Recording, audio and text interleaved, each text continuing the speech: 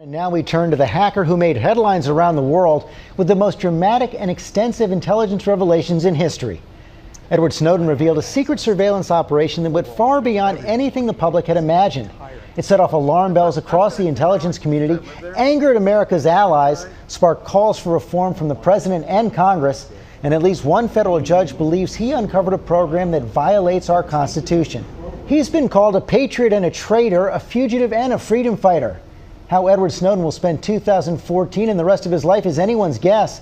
And as ABC's Pierre Thomas reports, his dramatic actions in 2013 will reverberate for years to come. My name's Ed Snowden. I'm 29 years old. With that, the world was introduced to the mild-mannered IT guy, whose revelations would shake the foundations of U.S. national security and fracture international relationships. I had access to, the full rosters of everyone working at the NSA, the entire intelligence community, and undercover assets all around the world. And he used that access to NSA computers to secretly steal a treasure trove of the nation's most sensitive secrets. Snowden not only stole the secrets, he gave them to the press to publish. To some, he's a hero, a whistleblower. To others, a traitor. No, I don't think Mr. Snowden was a patriot. Snowden fled the country to Hong Kong and is completely committed to his cause. He wants to expose what he believes are massive violations of privacy done in the name of fighting terror. The public needs to decide whether these programs and policies are right or wrong. This is the truth. This is what's happening. You should decide whether we need to be doing this. His actions reveal some stunning gaps in national security. He secretly downloaded the material for months, undetected, and walked out the door. How someone at his level was able to get access, it's hard for me to fathom how this was allowed to happen the way it did. June 5th, the first explosive leak is published in the British newspaper, The Guardian. It contains details of a top-secret court ruling. The public had never seen anything like it. The bombshell that under court order, Verizon was providing the National Security Agency with phone records of millions of customers. Among the information, the numbers and times of calls being made across the country. It's something the nation's top spy had publicly denied.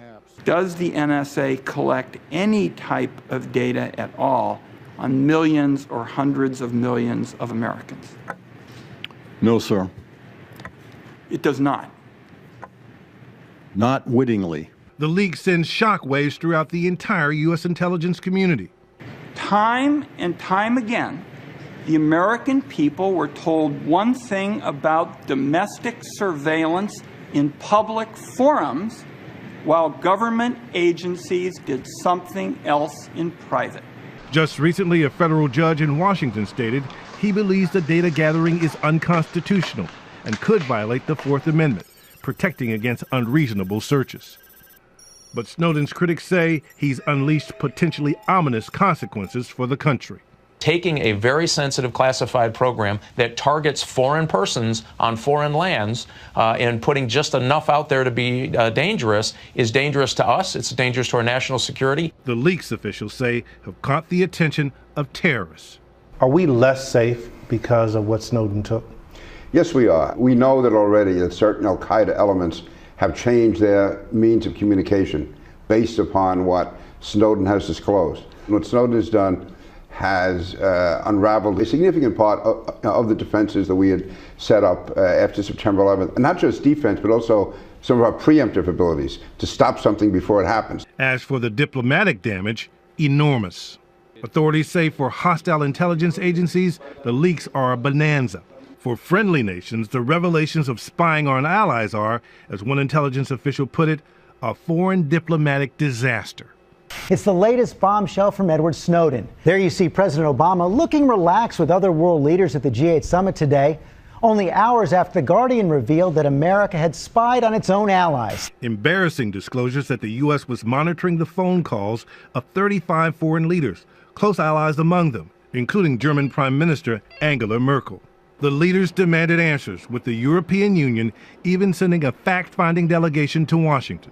In protest, Brazil's prime minister canceled a visit, foregoing the pageantry of a state dinner, all forcing the president to engage in full-on diplomatic damage control. And the damage is far from over.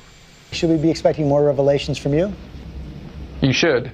The Guardian's editor recently testified before Parliament that only a tiny fraction of the leaked files have been revealed. It's about 1% of what we were given.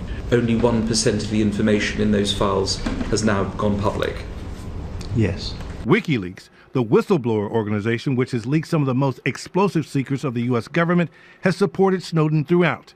Its leader says there's no turning back. Look, there is no stopping the publishing process at this stage. Great care has been taken to make sure that Mr. Snowden can't be pressured by any state to stop the publication process. I wish there was a way to prevent it. I don't know how to stop it. I continue to be concerned about the other documents that he may have.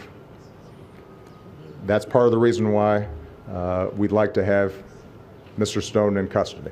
Snowden, charged with espionage and theft, is now a fugitive from justice. He managed to stay a step ahead of authorities, escaping from Hong Kong to Russia, where for weeks he was stuck in limbo in a Moscow airport before being granted asylum. While it remains unclear whether Snowden will ever face justice in the U.S., his actions may lead to sweeping changes in what the government shares about its most sensitive spy programs. In late December, a White House review panel recommended greater transparency. It's not just the facts that matter here, it's the appearance. The facts are NSA is not reading our emails and abusing its power. The appearance, however, is that they are. And we need to end any mistrust by opening it up. Even the president, while still critical of Snowden, acknowledges the disclosures ignited a legitimate debate.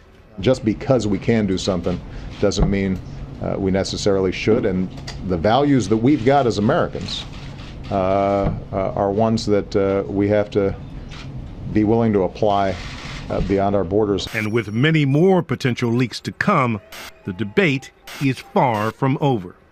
For This Week, Pierre Thomas, ABC News, Washington.